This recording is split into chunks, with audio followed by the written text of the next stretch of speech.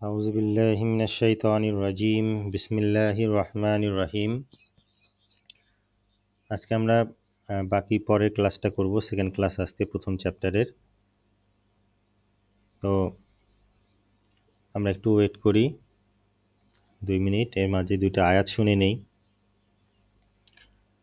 তারা যে সমস্ত লোক যারা হেদায়েতের বিনিময়ে গোমরাহি খরিদ করে, বস্তুত তারা তাদের এ ব্যবসায় লাভবান হতে পারেনি এবং তারা হেদায়েতও লাভ করতে পারেনি। তাদের অবস্থা সে ব্যক্তির মতো যে লোক কোথাও আগুন জ্বালালো এবং তার চারদিককার সব কিছুকে যখন আগুন স্পষ্ট করে তুলল, ঠিক এমনি সময় আল্লাহ তার চারদিকের আলোকে উঠিয়ে নিলেন এবং তাদেরকে অন্ধকারে ছেড়ে দিলেন, ফলে তারা কিছুই দেখতে পায় না। তারা বধির, মুখ ও অন্ধ, সুতরাং তারা ফিরে আসবে না। আর তাদের উদাহরণ সেসব লোকের মতো যারা দুর্যোগপূর্ণ ঝড়ো রাতে পথ চলে, যাতে থাকে আঁধার, গর্জন ও বিদ্যুৎ চমক। মৃত্যুর ভয়ে গর্জনের সময় কানে আঙ্গুল দিয়ে রক্ষা পেতে চায়, অথচ সমস্ত কাফেরই আল্লাহ কর্তৃক পরিবেষ্টিত। বিদ্যুতালোকে যখন সামান্য আলোকিত হয় তখন কিছুটা পথ চলে, আবার যখন অন্ধকার হয়ে যায় তখন ঠায় দাঁড়িয়ে থাকে। যদি আল্লাহ ইচ্ছা করেন তাহলে তাদের শ্রবণশক্তি ও দৃষ্টিশক্তি ছিনিয়ে নিতে পারেন। আল্লাহ যাবতীয় বিষয়ের উপর সর্বময় ক্ষমতাশীল। আজকে আমাদের যে দ্বিতীয় ক্লাসটি এবং আজকে প্রথম চ্যাপ্টারেরটা আজকে শেষ হয়ে যাবে ইনশাল্লাহ। এখানে পার্টনারশিপ থেকে আমরা শুরু করতে যাচ্ছি। তো পার্টনারশিপটা আছে, তারপরে এখানে আছে হচ্ছে কোম্পানিজ কথা বলেছে।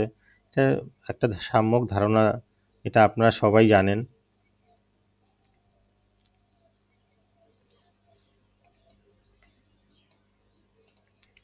তো পার্টনারশিপটা কি, এটা আমরা পড়ে আসছেন, অনার্সে পড়তেছেন যারা আছেন এখনো। Partnership is a group of persons carrying on a business together with a view to making profit. পার্টনারশিপের যে এই কনসেপ্টটা বলছি এই কারণে, পার্টনারশিপ ফার্মকেতেও তো ট্যাক্স দিতে হয়। তো পার্টনারশিপ কে? পার্টনারশিপ ফার্ম নিজে ট্যাক্সযোগ্য একটি প্রতিষ্ঠান। এরা ট্যাক্স দেয় হচ্ছে স্ল্যাব রেটে, আমরা যেমন ব্যক্তি সেরকমভাবে ট্যাক্স দেয়। আর পার্টনার এর ক্ষেত্রে ফার্ম থেকে প্রফিট আফটার ট্যাক্স যে টাকাটা পায়, যে অংশটা পায়, লাভের যে অংশটা পায় পার্টনাররা, সেটা আবার পার্টনারদের কি হয়, আয়ের সাথে যোগ হয়, সেটাও কিন্তু তাদের ট্যাক্সেবল ইনকাম। তবে এখানে ডবল ট্যাক্স যেন না হয় সেখানে আমরা ছোট্ট একটা ক্যালকুলেশন আছে সহজ, এটা আমরা দেখব। ট্যাক্স ডিডাকশন, এটা হচ্ছে সেকশন 80 অনুযায়ী। সেকশন 80টা আপনারা পড়ে নিন। একটা বলছে যে পার্টনারশিপের ট্যাক্স হিসাবের সময় অ্যাভারেজ রেট অনুযায়ী তার অংশের ট্যাক্স বাদ দিতে হয়। আচ্ছা, এটা দেখছি। ট্যাক্স ডিডাকশনকে পার্টনারের ক্ষেত্রে যখন কোনো পার্টনারশিপ ফার্ম যখন যে প্রফিট আফটার ট্যাক্সটা অংশীদারদের মধ্যে ভাগ করে দেয়, তখন সেই অংশের ট্যাক্সটা আগেই ফার্ম দ্বারা কেটে রাখা যায়। অর্থাৎ এখানে বলছে যে প্রফিট আফটার যে ট্যাক্স আছে এটা অংশীদারদের মধ্যে কি করে, ভাগ করে দেয়। যখন ভাগ করে দেয় তখন সেই অংশের ট্যাক্সটা যে আছে আগেই ফার্ম দ্বারা ডিডাক্ট হয়ে যায়। আচ্ছা, এটা আমি দেখতেছি, কনসেপ্টটা আরও ক্লিয়ার হবে। তো ফার্মের লাভ ধরলাম যে কত, 10 লাখ টাকা লাভ হলো। দুজন আছে, তুলি এবং রিমা, এরা দুজন পার্টনার, এদের 50% করে এরা ভাগ, দুজনে 50,000 টাকা, 5 লাখ টাকা করে ভাগ করে নিল। এখন এখানে বলছে যে ফার্মের ট্যাক্স এটা হবে যে স্ল্যাব রেটে, নর্মাল স্ল্যাব রেটে হচ্ছে। আর তুলি এবং রিমায়ের ব্যক্তিগত আয় তাদের যে ব্যক্তিগত আয়ের সাথে 5 লাখ টাকা করে যোগ হচ্ছে। ফার্ম ও পার্টনার দুজনই আলাদা ট্যাক্স হিসেব হবে এবং তাদের যে লাভের অংশ আছে পার্টনারদের ব্যক্তিগত আয়ের সঙ্গে যেটা কি হবে, যুক্ত হয়ে যাবে। যে এখানে দেখছি যে 10 লাখ টাকা ফার্মের যে আয় হলো, এখানে ট্যাক্স রেট হচ্ছে 15%। যদি আমরা ধরি যে ট্যাক্স রেট 15%-এ দিচ্ছে, তো এটা উদাহরণ হিসেবে বোঝানোর জন্য যে ফার্মের ট্যাক্স তাহলে কত আসতেছে, ফার্মের ট্যাক্স আসলো 1.5 লক্ষ টাকা। তো লাভটা বিতরণ হবে প্রফিট আফটার ট্যাক্স 8,50,000 টাকা। এটা 2 ভাগে আমরা এরা ভাগ করে দিচ্ছি, তাহলে 4,25,000 টাকা করে ভাগে পেল তারা টাকাটা। কিন্তু পার্টনারদের আসল আয় ধরা হবে এখানে, অর্থাৎ আমরা যখন ফাইন্যান্সিয়াল ইনকাম ফ্রম ফাইন্যান্সিয়াল অ্যাসেটে আমরা যখন দেখব, তখন দেখব যে ইন্টারেস্টটা তারা পায় সেটা বা ডিভিডেন্ড যেটা পাচ্ছে সেটা কিন্তু সে যেটা মানে টিডিএসটা কেটে নেয়। হ্যাঁ, টিডিএসটা কেটে নেওয়ার পরে যে টাকাটা দিচ্ছে সেই টাকাটা কিন্তু গ্রস আপ করে আবার মূল টাকাতে ব্যাক করা হয়, সেটাকে আয় হিসেবে ধরা হয়। অর্থাৎ গ্রস আপ করে নেওয়া যেটাকে বলে, যারা করেছেন অঙ্ক অনার্সে তারা জানেন সেটা, যে জিনিসটা গ্রস আপ করে নেওয়া হয়। তো এটা ওই যে আমাদের মূল আয়টাকে ধরলাম আমরা 5 লাখ টাকা এখানে নিতে হবে। 5 লাখ টাকা হলে তাদের 10 লাখ টাকা, তাহলে 5 লাখ টাকা করে ভাগে পড়লো। কিন্তু ফার্ম ইতিমধ্যে কি করেছে, প্রতিজন 1.5 লাখ টাকা করে কেটে নিয়েছে না, তাহলে কি হলো 75,000 করে 1.5 লাখ টাকা কিন্তু অলরেডি এই যে কেটে নেওয়া হয়েছে। তাহলে এখন আমরা হিসাব করি সহ, তাহলে কি হলো, আমাদের দুটা ফিগার থাকলো। একটা হচ্ছে 5 লাখ তার আয়ের সাথে যোগ হবে, পার্টনারদের আয়ের সাথে 5 লাখ করে যোগ হয়ে গেল। আর ওই 75,000 টাকা আমাদেরকে মনে রাখতে হবে যে 75,000 টাকা কিন্তু অলরেডি ফার্ম ট্যাক্স কেটে রেখেছিল, তারপরে কিন্তু প্রফিট আফটার ট্যাক্সটা কিন্তু পার্টনারদেরকে দিয়ে দেওয়া হয়েছিল। তো এখানে ধরলাম যে কিন্তু ফার্ম তুলি হাতে যখন আসলো টাকাটা, যে অ্যাডজাস্টমেন্ট ট্যাক্স হবে তখন কত, ধরলাম তার ট্যাক্স হচ্ছে 5 লাখ টাকা আয় হলো, এবং তার স্বাভাবিক যে অন্যান্য সব ক্যালকুলেশন করে দেখা গেল যে এই পার্টনারের 60,000 টাকা ট্যাক্স আসছে। তো যখন সে 60,000 টাকা দিতে যাবে, কিন্তু সে ওই যে 75,000 টাকা যে দিয়ে আসছে ফার্ম যে কেটে রেখেছিল, ওই 75,000 টাকা বাদ যাবে। তাহলে 60 থেকে 75,000 টাকা বাদ গেলে 15,000 টাকা উল্টা আরও পার্টনারই পাবে। এটা হচ্ছে রিফান্ড পাবে, রিফান্ড পেতে পারে 15,000 টাকা। ব্যাপারটা ক্লিয়ার তো, যে তার আয় 5 লাখ টাকা প্রতি পার্টনারের তো যোগ হলো, কিন্তু পার্টনারদের তো আরও অনেক আয় থাকে, ওনার 60টা হেড না, আরও অনেক আয় থাকে। সব ট্যাক্সটা ক্যালকুলেশন করে দেখা গেল যে এই পার্টনার 60,000 টাকা তার ট্যাক্স আসছে, পেয়েবেল আসছে, তাকে 60,000 টাকা দিতে হবে। কিন্তু যেহেতু সে টাকা দিয়ে আসছে 75,000 টাকা, এইটা তার এখান থেকে সে রিফান্ড মানে ছাড় পাবে, তার মানে ছাড় পাবে, অর্থাৎ মাইনাস হবে। মাইনাস হয়ে যদি মাইনাস ফিগার হয় তাহলে সে রিফান্ড পাবে। আর যদি এখানে 60 না হয়, যদি এখানে 80,000 হতো, এখানে যদি 80,000 হতো, তাহলে কি হতো, এখানে 5,000 হতো, 5,000 তখন তাকে ট্যাক্স দিতে হতো। যেখানে 80,000 টাকা দেওয়া লাগতো, সেখানে 5,000 টাকা দিতে হচ্ছে। এই কোম্পানির ক্ষেত্রে তো আমরা দেখেছি যে কোম্পানিকে ট্যাক্স পেয়ারকে, কোম্পানি নিজে ট্যাক্স পেয়ার, কিন্তু এখানে যে ট্যাক্স রেটটা বলা আছে, এটা তো আমাদের দেখেছি বিভিন্ন কোম্পানির ট্যাক্স রেট, সেগুলো দেখেছি। এখানে কিন্তু মালিক এবং কোম্পানি দুটি আলাদা, কোম্পানির জন্য কিন্তু আলাদাভাবে ট্যাক্স দিতে হবে। কোম্পানির লাভ করলে শেয়ার হোল্ডারদেরকে লভ্যাংশ দেয়, যেটা শেয়ার হোল্ডার এর হাতে আলাদা আয় হিসেবে গণ্য হয়, এবং শেয়ার হোল্ডারদেরকে এই ডিভিডেন্ড আয়ের উপর ট্যাক্স দিতে হয়। অর্থাৎ এখানে যে পার্টনারশিপে যে আমরা একটা ছাড় ব্যবস্থা ছিল, একটা অ্যাডজাস্টমেন্ট ছাড় বা অ্যাডজাস্টমেন্টের ব্যবস্থা ছিল, যে আমরা অ্যাডজাস্টমেন্ট করেছি, এরকম কিন্তু কোনো অ্যাডজাস্টমেন্টের ব্যবস্থা কোম্পানির ক্ষেত্রে নেই, কারণ কোম্পানির নিজেই একজন ট্যাক্স পেয়ার। কোম্পানি ট্যাক্স দেবে, ওই ডিভিডেন্ডটা যখন শেয়ার হোল্ডাররা পাবে, তখন ওই শেয়ার হোল্ডাররা ওই ডিভিডেন্ডের উপর আবার ট্যাক্স দেবে। ব্যাপারটা এরকম। ছোট্ট একটা উদাহরণ দিয়ে বুঝি যে 20 লাখ টাকা লাভ হয়েছে, নন লিস্টেড কোম্পানি 27.5% মনে করেন যে ট্যাক্স দিল, 5,50,000 টাকা, এটা কোম্পানির ট্যাক্স দিল। প্রফিট আফটার ট্যাক্স কত আসলো? বাকি টাকা 14,50,000 থেকে ডিভিডেন্ড হিসেবে মালিকদেরকে দিতে পারে। তো ডিভিডেন্ড পেলে শেয়ার হোল্ডাররা আলাদা করে তাদের ডিভিডেন্ড ইনকামের উপর ট্যাক্স দেবে, 20%। এভাবে তারা ট্যাক্স দেবে, ডিভিডেন্ডের উপরে তারা আবার ট্যাক্স দেবে। এখানে আর একটা যে পার্থক্য যদি আমরা মনে রাখি, যে পার্টনারশিপ এবং কোম্পানির মধ্যে, পার্টনারশিপের এটা হচ্ছে একটা দলগত অবস্থান, আর আর কোম্পানি হচ্ছে একটা নিজস্ব স্বতন্ত্র একটা আইনগত ব্যক্তি।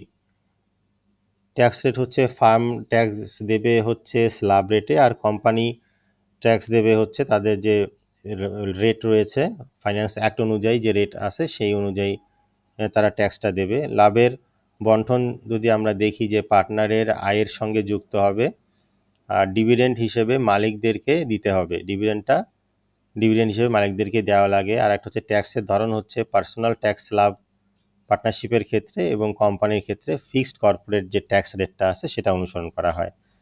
আইন অনুযায়ী যদি সংজ্ঞা দেখি, যে পার্টনারশিপ অ্যাক্ট অনুযায়ী এটা পার্টনারশিপের সংজ্ঞাটা আমরা ডিফাইন করি।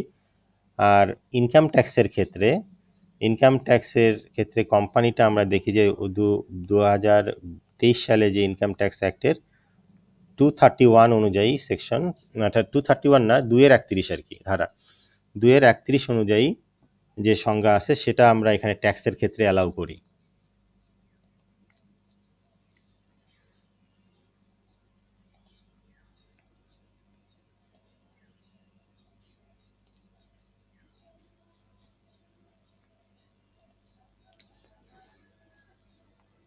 ট্যাক্স লাইবিলিটি অন ইনকাম, এটা একটা অনেক গুরুত্বপূর্ণ, যে এখানে ইনকাম ইয়ার এবং অ্যাসেসমেন্ট ইয়ারের সম্পর্কে কখন ট্যাক্স দিতে হবে সে সম্পর্কে বলা হয়েছে। Tax liability on income 2-15 income ইয়ারের কথা বলা হয়েছে। আমরা ইনকাম ইয়ার সম্পর্কে জানবো, একটু নিজের মতো করে বোঝার চেষ্টা করি। যে মূল ধারণাটা হচ্ছে যে আমরা ট্যাক্সটা কখন দেবো, অ্যাসেসমেন্ট ইয়ার, ইনকাম ইয়ার, এত কথা কেন বলেছে, যে অ্যাসেসমেন্ট ইয়ার কি, ইনকাম ইয়ার কি? তো ইনকাম ইয়ারটা আমরা যে বছর ইনকাম করব সেটাই ইনকাম ইয়ার, আর অ্যাসেসমেন্ট ইয়ারটা হচ্ছে ইনকাম ইয়ারের ঠিক পরের বছরটা অ্যাসেসমেন্ট ইয়ার। এখন ইনকাম ইয়ার চলছে কিন্তু কত, 25-26 ইনকাম ইয়ার চলছে। এখন 25-26 ইনকাম ইয়ার চলছে, আমরা এই বছরে ইনকাম করছি। আবার 25-26 কিন্তু আবার অ্যাসেসমেন্ট ইয়ারও। কিসের অ্যাসেসমেন্ট ইয়ার? 24-25 যে সালে যে আমরা ইনকামটা করেছি, সেই ইনকাম ইয়ারের অ্যাসেসমেন্ট ইয়ারটা হচ্ছে 25-26। তো এখানে আমাদের যে ইনকাম ট্যাক্স আছে, আমরা আয় বছর আছে, যে বছর আমরা আয় হয় সেটা হচ্ছে ইনকাম ইয়ার, আর অ্যাসেসমেন্ট ইয়ার হচ্ছে যে বছর সেই আয়ের উপর ট্যাক্স দিতে হয় সেটা হচ্ছে আমাদের অ্যাসেসমেন্ট ইয়ার।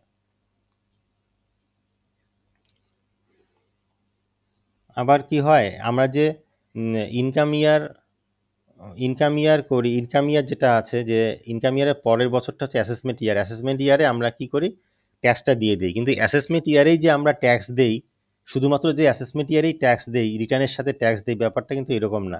আমরা কিন্তু ইনকাম ইয়ারেও ট্যাক্স দিই। কীভাবে? এটা সহজ, যে আমরা টিডিএস যে আমরা দিয়ে উৎসে কর্তন করা হয়। যেমন আমরা যখন বেতনটা নেই, বেতন যখন নেই তখন কি করে প্রতিষ্ঠান, যে বেতনটা দেয় সেই প্রতিষ্ঠান, তার যদি সেই এমপ্লয়ির যদি ট্যাক্সেবল ইনকাম থাকে, তাহলে সে কিন্তু ওই উৎসে কর্তন করে বাকি টাকাটা তার ব্যাংক অ্যাকাউন্টে দিয়ে দেয়, এবং তাকে একটা মাস শেষে চালান ধরায় দেয়, এবং বছর শেষে তাকে একটা স্যালারি সার্টিফিকেট দেয়। স্যালারি সার্টিফিকেট, ট্যাক্স সার্টিফিকেট, কত টাকা ট্যাক্স কাটা হলো চালান নাম্বার সহ, তাকে কিন্তু একটা সার্টিফিকেট দেয়। তো আমরা যে এখানে বলছে যে আমরা যে শুধু অ্যাসেসমেন্ট ইয়ারে রিটার্নের সাথে ট্যাক্স দেবো, বা পরের বছর ট্যাক্স দেবো, ইনকাম আগে করব, ট্যাক্স পরে দেবো, ব্যাপারটা এরকম না। আমরা ইনকামও করব, আবার ট্যাক্সও দেবো, সাথে সাথে ট্যাক্সও দেবো। এরকম আছে, অগ্রিম ট্যাক্স দিই আমরা অনেক সময়, আমরা আবার ট্যাক্স ডিডাকশন অ্যাট সোর্স, এভাবে আমরা ট্যাক্স দিয়ে থাকি। অর্থাৎ গভর্নমেন্ট সবসময় ট্যাক্সের নেওয়ার কাজেই যারা এনবিআর আছেন এনারা ট্যাক্স পরিচালনা করার স্বার্থে ট্যাক্সটা যেন মানে একবারেই একটা ফিগার দিতে মানুষের কষ্ট হতে পারে, সে কারণে তারা কি করে যে এবং ট্যাক্সটাকে নিশ্চিত করার জন্য যে পরবর্তী তারা যেন ট্যাক্স ফাঁকি দিতে না পারে, এটাও একটা কারণ। যে এই কারণে সারা বছর ধরে ইনকাম ইয়ারেও সারা বছর ধরে অ্যাডভান্স ট্যাক্স, তারপরে টিডিএস, এরকম তারা কিছু অপশন রেখেছে। এতে গভর্নমেন্টেরও সুবিধা, আবার যে ট্যাক্স দিচ্ছে তারও সুবিধা। যে বছর শেষে 10,000 টাকা ট্যাক্স না দিয়ে প্রতি মাসে মাসে যদি কিছু কিছু করে দেওয়া হয়, তাহলে সেটা হয়তো তার অতটা কষ্ট হয় না। এখানে আমরা দেখেছি যে কবে থেকে কতদিন পর্যন্ত ট্যাক্স দিতে হয়। যখন ব্যবসা শুরু হওয়ার দিন থেকে যখন ব্যবসা শুরু হয় পরে 30শে জুন পর্যন্ত। এইটা ব্যবসা যদি মনে করেন যে 1 জানুয়ারি 2024-এ ব্যবসা শুরু হলো এবং ইনকাম ইয়ার শেষ হচ্ছে 30শে জুন 2024। এটা এখানে এই যে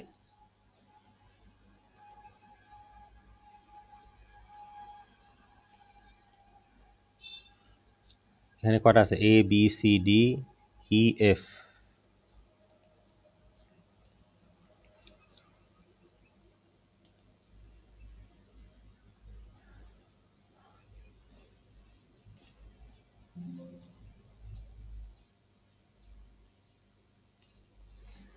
আচ্ছা, এখানে একটা আছে যে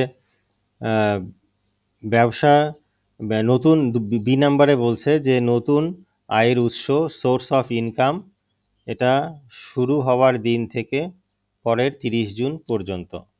নতুন আয়ের উৎস যখন সোর্স অফ ইনকাম যখন শুরু হবে সেদিন থেকে পরের 30শে জুন পর্যন্ত। অর্থাৎ 30শে জুনটা হচ্ছে দেখেন এখানে 30শে জুন, এখানে 30শে জুন, আর প্রথম হচ্ছে ব্যবসা দিন শুরু হবে সেদিন থেকে 30শে জুন।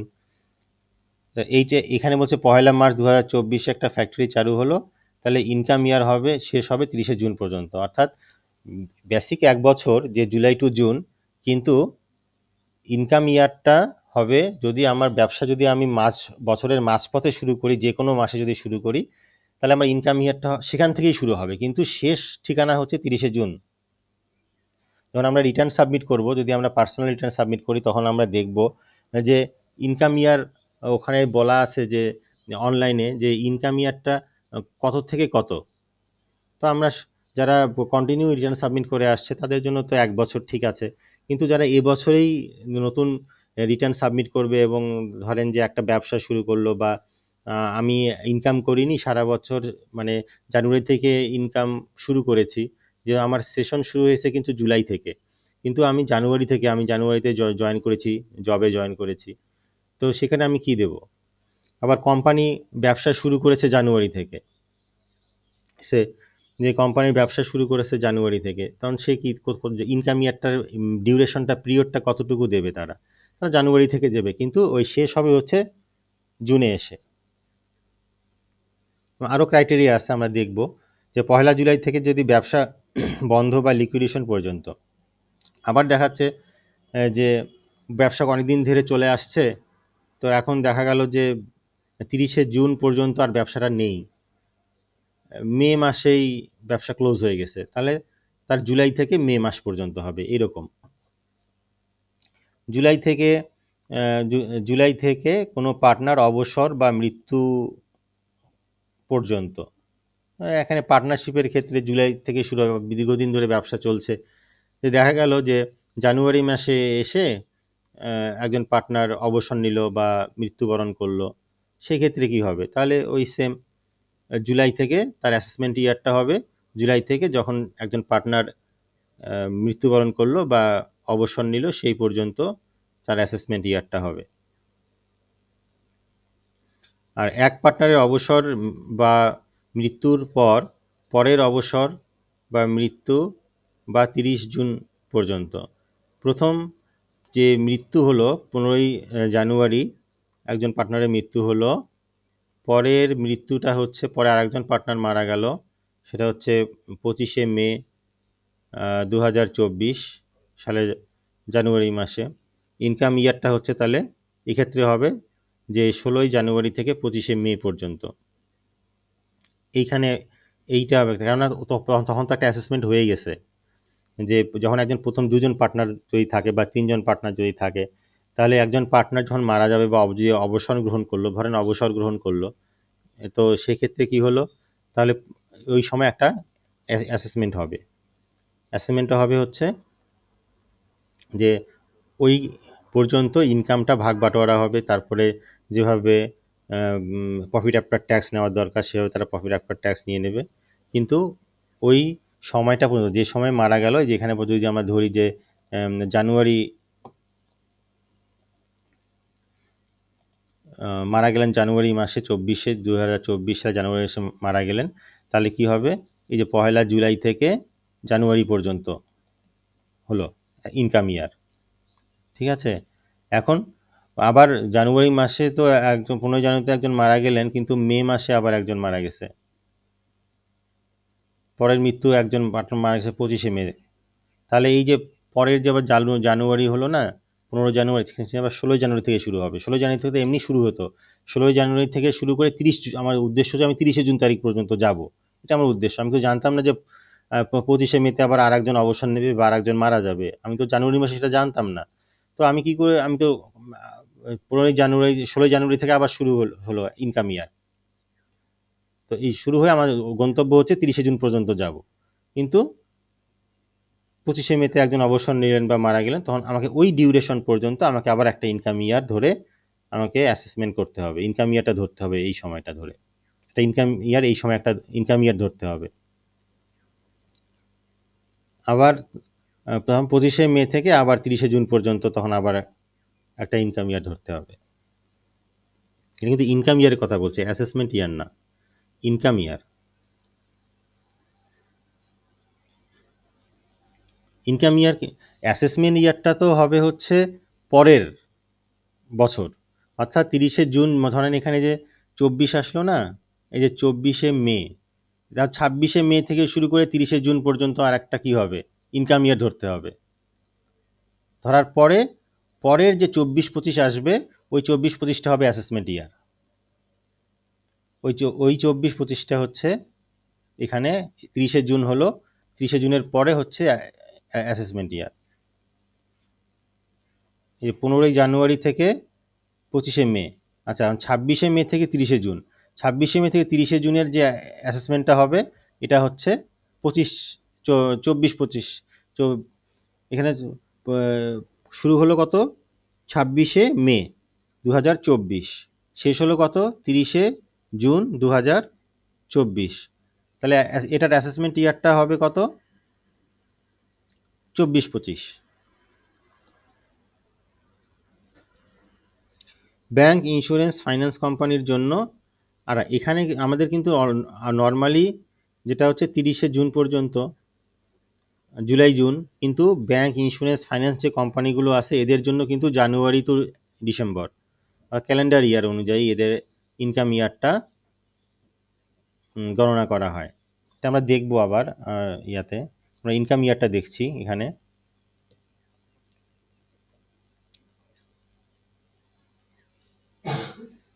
আচ্ছা,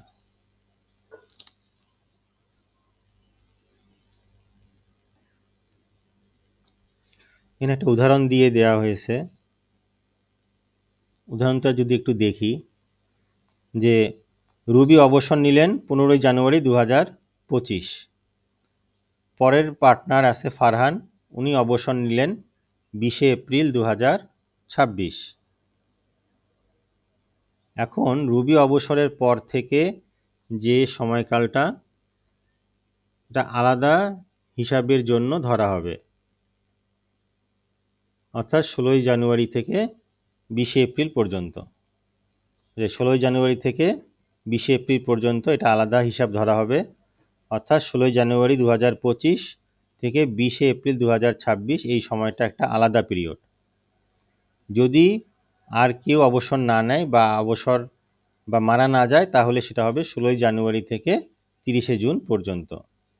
কারণ আইন বলছে যে on the 13th day of June following the date of retirement or death, সেই ঘটনাটি পরে 30 জুন পর্যন্ত। আশা করি জিনিসটা বুঝতে পেরেছেন। আচ্ছা, এটা হচ্ছে যে শেষ হলো। ফরেন কোম্পানির ক্ষেত্রে কি হবে? যদি মনে করেন ফরেন কোম্পানি হয় সেক্ষেত্রে কি হবে? যদি কোনো কোম্পানি বিদেশি কোম্পানির শাখা বা সাবসিডিয়ারি হয় তাহলে কি হবে? মানে একটা বিদেশি কোম্পানি আছে অস্ট্রেলিয়াতে, একটা কোম্পানি, ওটার ব্রাঞ্চ বাংলাদেশে আছে, হেড অফিস হচ্ছে অস্ট্রেলিয়াতে। সে অস্ট্রেলিয়ার ইনকাম ইয়ার অ্যাসেসমেন্ট ইয়ারটা আমাদের সাথে মিল নেই, তাদের আইন অনুযায়ী তাদের ইনকাম ইয়ার অ্যাসেসমেন্ট ইয়ার তারা মেনটেন করে। তো সেক্ষেত্রে যেহেতু তাদের ব্রাঞ্চ একটা অফিস বাংলাদেশে আছে, তো সেক্ষেত্রে তারা ডিসিটির অনুমতি নিয়ে তারা তাদের যে মেইন হেড অফিস আছে, প্রিন্সিপাল অফিস আছে, তারা যে ইনকাম ইয়ার অ্যাসেসমেন্ট ইয়ারটা ফলো করে, তারা এই বাংলাদেশে অবস্থিত তাদের কোম্পানিটা সেটাও ফলো করতে পারবে। অ্যাসেসমেন্ট ইয়ার দেখলাম, সময়কালটা আমরা দেখলাম, আর কিছু দেখার নাই। এখন দেখেন যে 30শে জুন 2025 হিসাব শেষ হওয়ার তারিখ হচ্ছে 30শে জুন 2025, তাহলে ইনকাম ইয়ারটা হচ্ছে 2024-25 স্বাভাবিক, আর অ্যাসেসমেন্ট ইয়ারটা কিন্তু হচ্ছে 2025-26। অ্যাসেসমেন্ট সবসময় 25-26 হবে, মানে পরের বছর হবে। আবার দেখেন যে 31শে ডিসেম্বর 2024 ব্যাংকের ক্ষেত্রে, ব্যাংক, বিমা, ফাইন্যান্সিয়াল ইনস্টিটিউটগুলো এরা কি করলো? এদের 31শে ডিসেম্বরে তাদের ক্লোজিং হয়ে যায়, তাদের ইনকাম ইয়ার হবে জানুয়ারি থেকে ডিসেম্বর পর্যন্ত, তাহলে তাদের ইনকাম ইয়ার হবে 2024 বা 2025 বা 2026 বা 2023, 2022। কিন্তু অ্যাসেসমেন্ট ইয়ারটা কি হবে এরকম যে তার পরের বছর, মানে হচ্ছে 2024 ইনকাম ইয়ার হলে 2025 হবে অ্যাসেসমেন্ট ইয়ার? না, এরকম না। তাদের অ্যাসেসমেন্ট ইয়ারটা হবে 25-26। অ্যাসেসমেন্টটা হবে 25-26, মানে হচ্ছে জুলাই জুন। অ্যাসেসমেন্ট ইয়ারটা কিন্তু সবসময় জুলাই জুন হচ্ছে, কিন্তু ইনকাম ইয়ারটা ডিফারেন্ট হতে পারে। ইনকাম ইয়ারটা ডিফারেন্ট হতে পারে।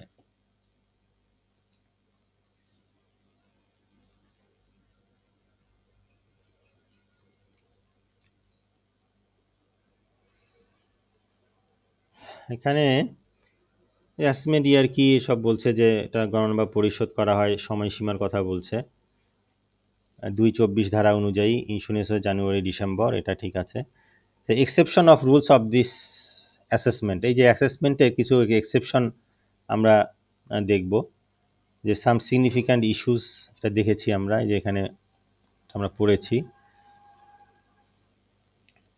এই যে exemption to the rules of the assessment ইয়ার, এখানে সহজ তিনটা আছে, 1, 2, 3, তিনটা ব্যতিক্রম আছে এখানে। তিনটা ব্যতিক্রম কি? যে মূল নিয়ম তো আমরা জানি যে আয় বছর আগে হবে, অ্যাসেসমেন্ট ইয়ার পরে হবে, কিন্তু ব্যতিক্রমটা হচ্ছে এখানে যদি কোনো ব্যবসা বন্ধ হয়ে যায়, এটা সেকশন 191-এ বলা আছে যে যদি কেউ ব্যবসা বন্ধ করে দেয়, তো ব্যবসা বন্ধ করে দিলে তাকে তো আমরা পাবো না, সে তো বন্ধ করেই দিচ্ছে ব্যবসা। তো সেক্ষেত্রে অ্যাসেসমেন্ট ইয়ারটাই, ইনকাম ইয়ারটাই অ্যাসেসমেন্ট ইয়ার হবে, এটা একটা ব্যতিক্রম। এবং কেউ যদি চিরতরে দেশ ত্যাগ করে চলে যায়, তাহলে 193-তে এটা বলা আছে যে যদি কেউ দেশ ত্যাগ করে ফরএভার চলে যায় বিদেশে, আর দেশে আসবে না, সেক্ষেত্রে তার জন্য ইনকাম ইয়ারটাই অ্যাসেসমেন্ট ইয়ার হবে। আর যারা বিদেশি জাহাজ বা এয়ারলাইন্স আছে, যে তারা তো আসলো, আবার কবে আসবে তার ঠিক নাই, আবার মনে করে তারা এসে এখানে কিছু আর্ন করে গেছে, তারপরে শিপগুলো আসে না, বড় বড় জাহাজ, বিদেশি জাহাজ আসে, এয়ারলাইনগুলো যারা বাংলাদেশে কাজ করে, কিন্তু তাদের কিন্তু কোনো অফিস বা প্রতিনিধি তাদের বাংলাদেশে নেই, তারা এখানে কাজ করে ইনকাম করে আবার চলে যায়। তো আবার কবে আসবে সেটা তো কোনো নিশ্চয়তা নাই তাদের কোনো, বিশেষ করে সেটার থেকে ইম্পর্টেন্ট হচ্ছে তাদের কোনো অফিস বা প্রতিনিধি তাদের বাংলাদেশে নেই। সেক্ষেত্রে এই জাহাজ কোম্পানি বা এয়ারলাইন্স যারা আছেন, শিপিং এজেন্ট কোম্পানি যারা আছেন, এয়ার কোম্পানি যারা আছেন, এয়ারলাইন কোম্পানি, তারা যে সময় ইনকাম করবে, যে বছর ইনকাম করবে, সেই বছরটাই হবে তাদের অ্যাসেসমেন্ট ইয়ার। অর্থাৎ তাদেরকে অ্যাসেস করে তাদেরকে ট্যাক্স দিয়ে যেতে হবে। সহজ ভাষায় বুঝলাম, ব্যবসা বন্ধ হয়ে গেলে ব্যক্তি চিরতরে দেশ ত্যাগ করলে বিদেশি জাহাজ এবং এয়ারলাইন্স, এই তিনটা হচ্ছে কিন্তু কি ব্যতিক্রম।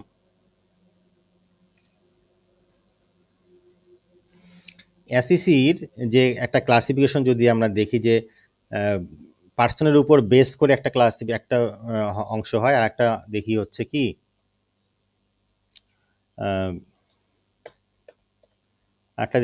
Based on residential status. সেটা কি এসইসি, আমরা যে তাকে এসইসি বলবো, যে এসইসি কিসের ভিত্তিতে বলবো? এটা হবে বেসড অন পার্সনের দিক দিয়ে, আর একটা হচ্ছে বেসড অন রেসিডেন্সিয়াল স্ট্যাটাসের দিক দিয়ে। সে রেসিডেন্ট কিনা বা নন রেসিডেন্ট কিনা, এটার উপর ভিত্তি করে আমরা তাদেরকে এসইসি বলতে পারি। আবার পার্সনের দিক দিয়েও আমরা তাকে এসইসি বলতে পারি। পার্সনের দিক দিয়ে কি, পার্সনের দিক দিয়ে হচ্ছে ইন্ডিভিজুয়াল, ফার্ম, কোম্পানি, এরা সবাই এসএসসি। ইন্ডিভিজুয়াল হলে SSC, farm, company, association of person, trust, fund, local authority, Hindu undivided family, artificial judicial person, এরা কি, এরা হচ্ছে এসএসসি পার্সনের দিক দিয়ে বেস করে। আর রেসিডেন্সিয়াল স্ট্যাটাসের দিক দিয়ে বেস করে আমরা এসএসসি বলবো কাকে? যারা রেসিডেন্ট তারা হচ্ছে এসএসসি। আর একটা হচ্ছে নন রেসিডেন্টের দিক দিয়েও, সেটা হচ্ছে নন রেসিডেন্ট বাংলাদেশি, আরটা হচ্ছে নন রেসিডেন্ট ফরেনার। রেসিডেন্ট যে ক্রাইটেরিয়াটা আছে আমরা সেটা জানবো, যে রেসিডেন্ট যে হতে হলে কি করতে হয়, যে ইনকাম ইয়ারে তাকে 365 দিন থাকতে হবে, অথবা 90 ডেজ থাকতে হবে, কমপক্ষে 90 ডেজ, থাকতে হবে। একটা হচ্ছে প্লাস হচ্ছে 4 ইয়ার্স, ইমিডিয়েটলি প্রিসিডিং 4 ইয়ার্সে 365 দিন থাকতে হবে। যে ট্যাক্স দিতে বাধ্য সে এসএসসি, অর্থাৎ যে এসএসসি হতে পারে সে হচ্ছে মানুষ, প্রতিষ্ঠান, সংস্থা, এরা এসএসসি হতে পারে।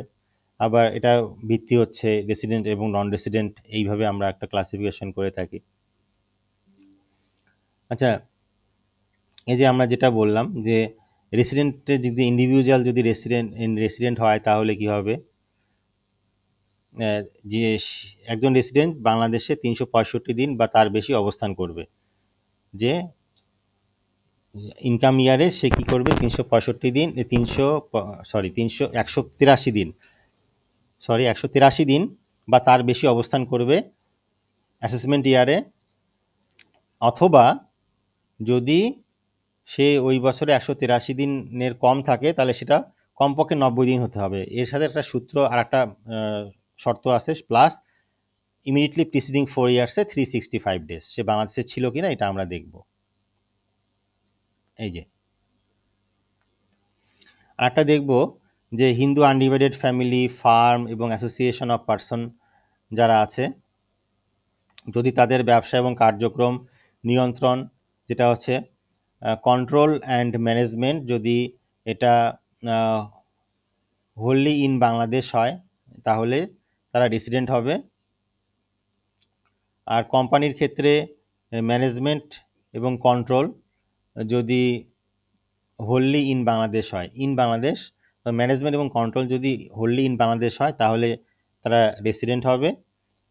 আরেকটা দেখব, যে নন রেসিডেন্ট মানে হচ্ছে যে একজন প্রবাসী নন রেসিডেন্ট বাংলাদেশি যিনি 183 দিনের কম সময় দেশে থাকেন, যে নন রেসিডেন্ট বাংলাদেশিরা এটাতে হয় স্ল্যাব রেটে হয়।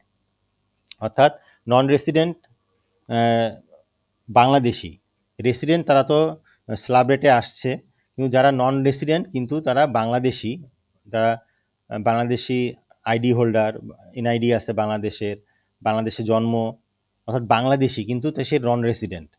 অর্থাৎ এই নন রেসিডেন্ট মানে হচ্ছে ওই 183 দিন 90 ডে এবং অথবা 90 days plus 365 days immediately preceding 4 years, এই ক্রাইটেরিয়াটা তারা মেনটেন করেনি। তারা বেশিরভাগ সময় বিদেশেই ছিল, কিন্তু তারা বাংলাদেশের অধিবাসী। এই কারণে যেহেতু দীর্ঘদিন বিদেশে ছিল ওই অ্যাসেসমেন্ট ইয়ারে, এই কারণে তারা নন রেসিডেন্ট হয়ে গেছে। তো এই নন রেসিডেন্ট হলে তাদের কিন্তু হলে তাদের কিন্তু স্ল্যাব রেটে ট্যাক্স দিতে হবে। স্ল্যাব রেট মানে হচ্ছে ওই 0% প্রথম, তারপরে পরে 1 লাখ টাকা পর্যন্ত 5%, তারপরে 10%, এইভাবে 15%, এইভাবে এটা স্ল্যাব রেটে দিতে হবে। আর একজন যদি বলি যে একজন ফরেনার, অর্থাৎ তার জন্মস্থান বিদেশে, অস্ট্রেলিয়াতে তার জন্ম হয়েছে, অস্ট্রেলিয়াতে তার এনআইডি তার হোল্ডার, সে অস্ট্রেলিয়ান এনআইডি হোল্ডার, কিন্তু সে বাংলাদেশে দীর্ঘদিন ছিল। দীর্ঘদিন মানে হচ্ছে সে 183 দিনের বেশি ছিল, অথবা কাজের পারপাজেই 90 দিন ন্যূনতম ছিল, অথবা প্লাস ইমিডিয়েটলি প্রিসিডিং 4 ইয়ার্সে 365 ডেজ ছিল, অর্থাৎ রেসিডেন্টের ক্রাইটেরিয়াটা সে মেনটেন করে ফেলেছে। সে ফরেনার কিন্তু বিদেশি, এনআইডি হোল্ডার, কিন্তু বাংলাদেশে সে রেসিডেন্ট হয়ে গেছে, তাহলে সে স্ল্যাব রেটে ট্যাক্স দেবে। কিন্তু সে ফরেনার, কিন্তু বাংলাদেশে সে নন রেসিডেন্ট, অর্থাৎ বাংলাদেশে আসছে, ইনকাম করছে, ইনকাম করে এখন চলে যাচ্ছে, আবার হয়তো আসবে, কিন্তু এই 183 ডেজ যে ক্রাইটেরিয়াটা আছে বাংলাদেশে থাকতে হবে, এরকম কোনো ক্রাইটেরিয়া সে মেনটেন করেনি আর কি, থাকতে পারেনি 183 দিন বাংলাদেশে। তাহলে দেখবো যে 90 দিন কি ছিল, হ্যাঁ 90 দিন ছিল, কিন্তু ইমিডিয়েটলি প্রিসিডিং 4 ইয়ার্সে 365 ডেজ ছিল না, তাহলে নন রেসিডেন্ট হয়ে গেল। অথবা সে 90 দিনই ছিল না সংশ্লিষ্ট ইনকাম ইয়ারে, 90 দিনই ছিল না, তাহলে কি হবে, 30%। অর্থাৎ নন রেসিডেন্ট যদি হয়ে যায় কোনো ফরেনার, অর্থাৎ ফরেন এনআইডি হোল্ডার, অস্ট্রেলিয়ান বা অন্য দেশের এনআইডি হোল্ডার, তাহলে সে 33%, অর্থাৎ 30% তাকে ট্যাক্স দিতে হবে। এখানে মেইন হচ্ছে জাতীয়তার সাথে কোনো সম্পর্ক নেই, মানে যে বাংলাদেশি, অস্ট্রেলিয়ান, হ্যাঁ, বা তুর্কি, বা ইরানি, এরকম কোনো জাতীয়তাবাদের সাথে কোনো সম্পর্ক নেই। সম্পর্ক হচ্ছে রেসিডেন্ট নন রেসিডেন্ট সম্পর্কটা হচ্ছে শর্তের সাথে, যে 183 ডেজ 1 নাম্বার, অথবা দেখবো 90 days plus 365 days immediately preceding 4 years, এই সূত্রে তারা পড়েছে কিনা। তবে এই সূত্রে যদি যারা পড়বে তারা কি হবে, তাদের স্ল্যাব রেটে ট্যাক্স দেবে এবং রেসিডেন্ট হবে, তারা রেসিডেন্ট হবে এবং স্ল্যাব রেটেও ট্যাক্স দেবে। কিন্তু যে বাংলাদেশি আছে, Bangladeshi share holder, Bangladeshi NID holder, share holder না, এনআইডি হোল্ডার, সে বাংলাদেশি, কিন্তু সে বাংলাদেশে যদি নন রেসিডেন্টও হয়, তাহলে সে স্ল্যাব রেটে সে ট্যাক্সটা দেবে। অর্থাৎ রেসিডেন্ট নন রেসিডেন্টের ক্রাইটেরিয়াটা মেইন, মানে কোষ্ঠীপাথরটা হচ্ছে ওই সূত্রটা, 183 ডেজ 1 নাম্বার, 2 নাম্বার হচ্ছে অথবা, 2 নাম্বার মানে হচ্ছে অথবা, আমরা দেখব যে সে 90 ডেজ ছিল কিনা ন্যূনতম, plus 365 days immediately preceding 4 years. এর উপরে আমাদের কিছু ম্যাথ আছে, এই ম্যাথগুলো আমরা দেখব। এখানে সহজ ভাষায় একটা বোঝানোর চেষ্টা করা হয়েছে।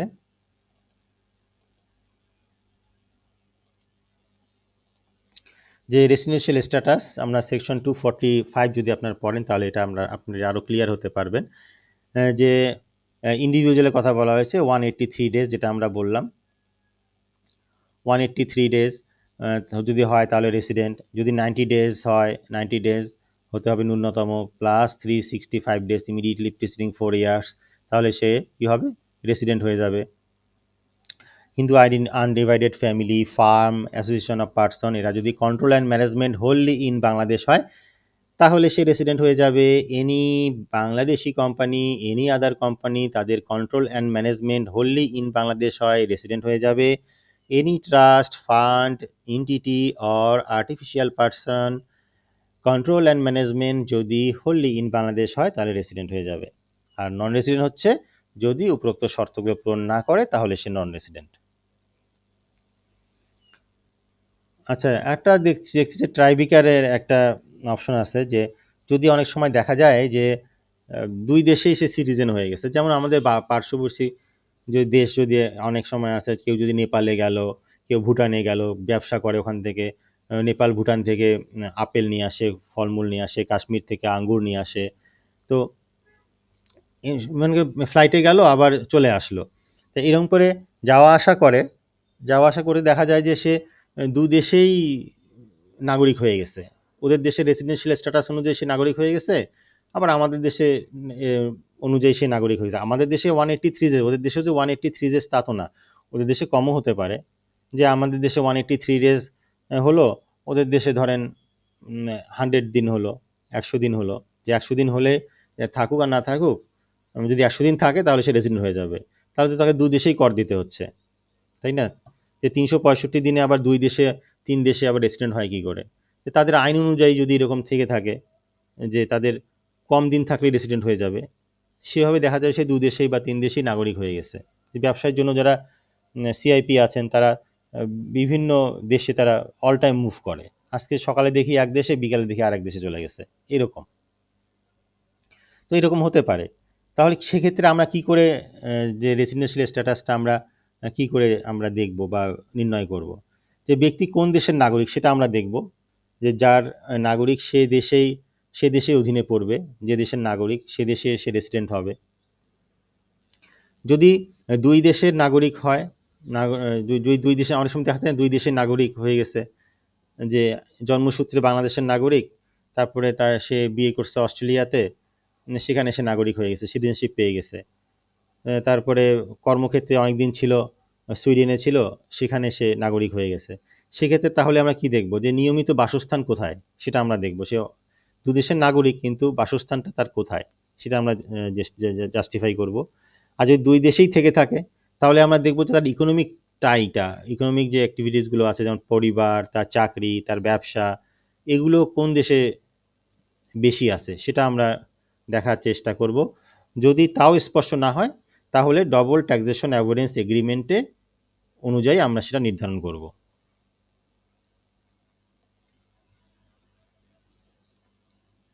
আচ্ছা, এটা উদাহরণ দিয়ে বোঝানো হয়েছে। তো আরেকটা ব্যাপার হচ্ছে যে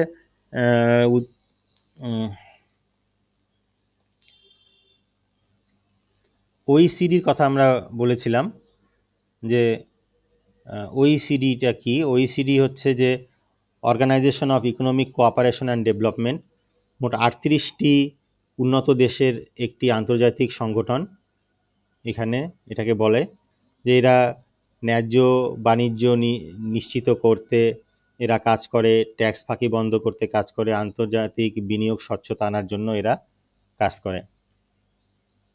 ওইসিডি বিভিন্ন দেশে ব্যবসা করা কোম্পানিগুলোর জন্য নিয়ম বা নীতিমালা এরা দেয়, এবং ট্যাক্স বা প্রফিট অন্যায়ভাবে যেন এক দেশ থেকে আরেক দেশে সরানো না হয় সেই সেগুলো তারা মনিটরিং করে।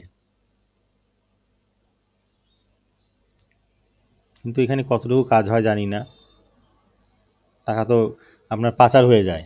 হ্যাঁ,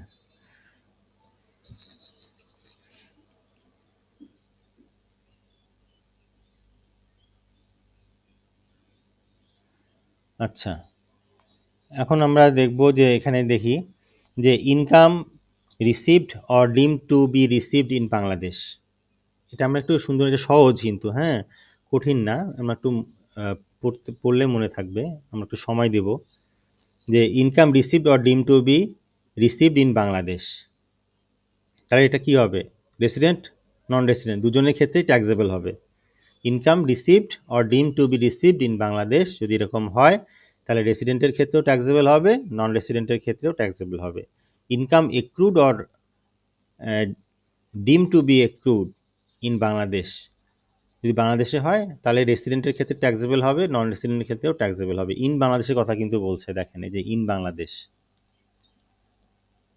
ইন ইন বাংলাদেশের কথা বলছে, এই ইন ইন বাংলাদেশ নাকি, অর্থাৎ রেসিডেন্ট যদি হতে হয়, রেসিডেন্টের যদি ক্ষেত্রে যদি ট্যাক্সেবল হয় তাহলে রেসিডেন্টের ক্ষেত্রে ট্যাক্সেবল হবে গ্লোবাল ইনকাম। গ্লোবাল ইনকাম রেসিডেন্টের ক্ষেত্রে ট্যাক্সেবল হবে। যদি আমি একজন রেসিডেন্ট বাংলাদেশে হলাম, আমি বাংলাদেশেও থেকেও আমার ইনকাম হয়েছে, ইন বাংলাদেশে আমি ইনকাম করেছি, অথবা deem to or accrue or arise in Bangladesh, বাংলাদেশে আমার ইনকাম হয়েছে, অথবা ডিম টু এক্রু ইন বাংলাদেশ,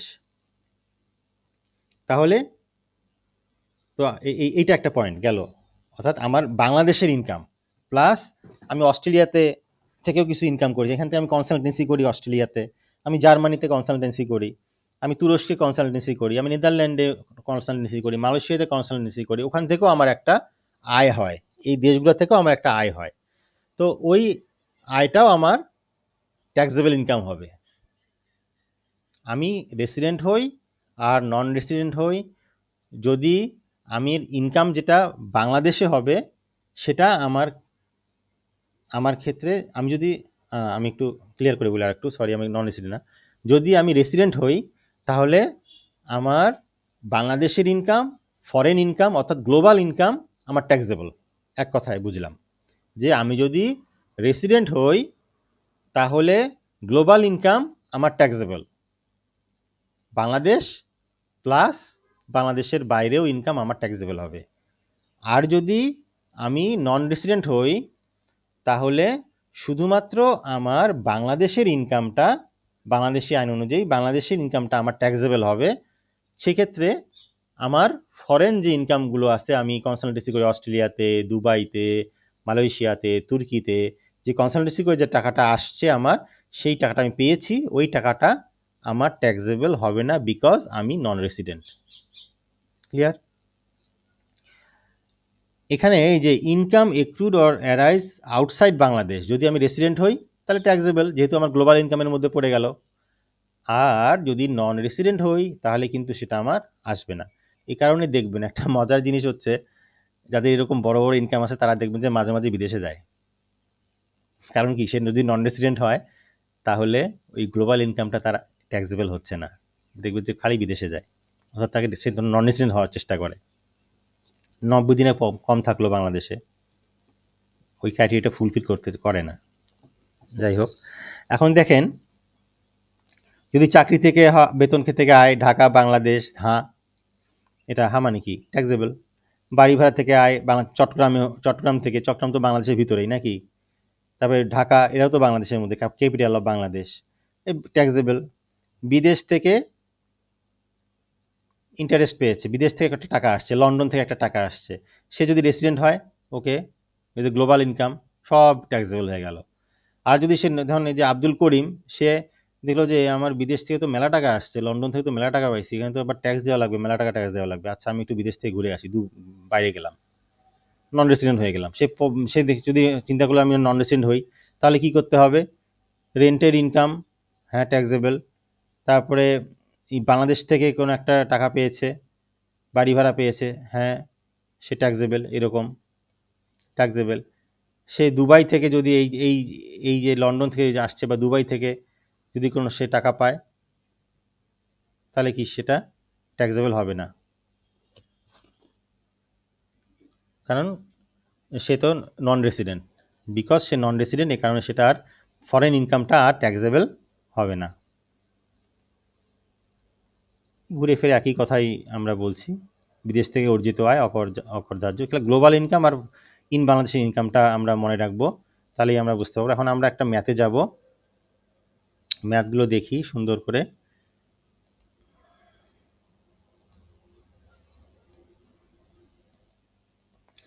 আচ্ছা, এর মাঝে একটু বিরতি নেই, একটু আয়াত পড়ে নেই।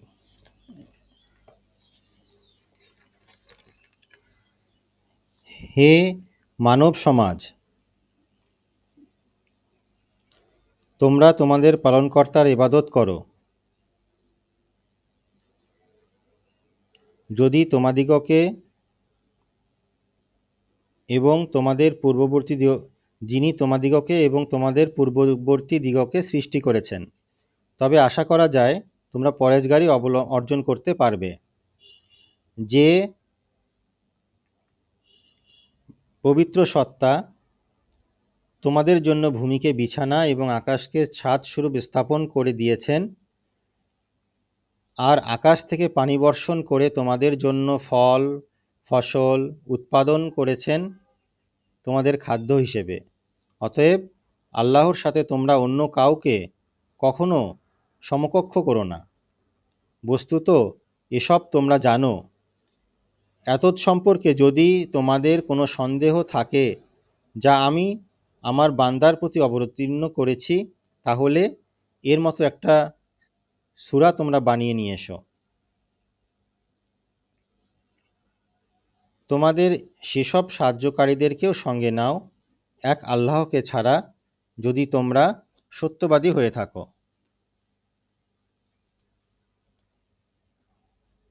আচ্ছা, এখন যে ম্যাথটা আমরা একটু দেখি, যে এখানে দেখেন পিএল এর বইয়ে এটা আছে যে মিস্টার উজ্জ্বল এখানে বলছেন উনি চায়নার সিটিজেন। তো এখানে উনি 1 আগস্ট থেকে বাংলাদেশে থেকে 31 ডিসেম্বর 2000 পর্যন্ত তিনি ছিলেন and left for London. What will be the residential status? তাহলে আমরা একটু দেখি এখানে সলিউশনটা কি। আগস্টে ছিলেন 31 দিন, এইভাবে যোগ করে দেখা গেল যে ডিসেম্বর 31 পর্যন্ত তিনি 153 দিন ছিলেন। এটা কি 183 ডেজ ক্রাইটেরিয়া ফুলফিল করেছে? না, করেনি, তাহলে নন রেসিডেন্ট। আচ্ছা, পরের কোশ্চেনটাতে বলেছে, যে এক্সাম্পলে বলেছে যে mister Arif a Bangladeshi citizen stayed in Bangladesh from 1 July 2024 থেকে 31 December 2024 and left for Japan. What will be the residential status in the income year? কি হবে? তাহলে আমরা কাউন্ট করি, জুলাই থেকে 31 থেকে ডিসেম্বর 31 পর্যন্ত 183 ডেজ তিনি ছিলেন, বাংলাদেশে ছিলেন। এটা কি 183 ডেজ ক্রাইটেরিয়া ফুলফিল করেছে? হ্যাঁ, করেছে তো। 184 ডেজ হয়ে গেছে, তাহলে সে রেসিডেন্ট। সিম্পল। পরেরটা যদি আমরা দেখি, mister Akash stayed in Bangladesh from 1 September 2024 to 31 January 2025 and left for Thailand. না, left and he came back on 1 May 2025 and still staying in Bangladesh. What will be the residential status? September 30 এখান থেকে শুরু হলো, উনি জানুয়ারি 31 তারিখ এই পর্যন্ত ছিলেন। তারপরে ফেব্রুয়ারিতে ছিলেন না, এখানে ছিলেন না, আবার পরে আবার আসছেন, মে মাসে 31 দিন ছিলেন এবং জুন মাসে 30 দিন ছিলেন 24-25-এ।